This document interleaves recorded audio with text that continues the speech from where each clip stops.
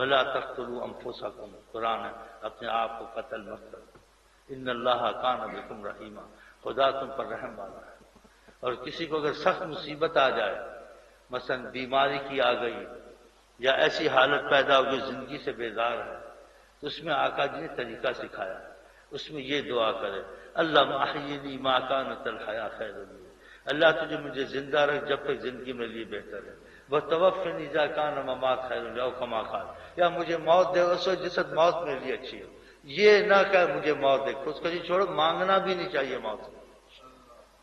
کہ آپ موت کو مانگے یہ بھی نہ جائز ہے۔ اگر آپ زندگی سے بیزار ہیں، کسی وجہ سے پریشان ہیں، آپ نہیں چاہتے زندگی، تنگ آ چکے ہیں، کوئی وجوہات ہیں، تو آپ یہ دعا کر سکتے ہیں، اس کا مفہوم اردو میں بیان کروں جو مجھے تھوڑا بہت آتا ہے، زیادہ دعوے دار یہاں نہیں ہے۔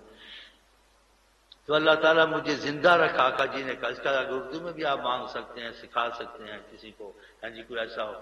یا کسی کے لیے مانگ سکتے ہیں، ایسی بیماری میں ایسی مصیبت میں اس کے لیے زندگی اچھی نہیں ہے، وہ بہت فاجر فاسق کے کام کرتا ہے، نقصان دیتا ہے لوگوں کو، ہاں جی، یا فاجر فاسق کام نہیں کرتا، ایسی بیماری ہے، کسی لا علاج ہے، آپ کا رشتے دار ہے یا کوئی ہے، کوئی دوست ہے، وہ پریشان ہے، وہ خود نہیں مانگ سکتا، اس کو نہیں پتہ، آپ اسی 2 رکعت پڑھ کے یہ مانگ سکتے ہیں، اللہ تعالیٰ اس کو زندہ رکھ جب تک زندگی اس کے لیے بہتر ہے، اور جب اس کی وفات بہتر ہے ایمان پر اس کی وفات کر،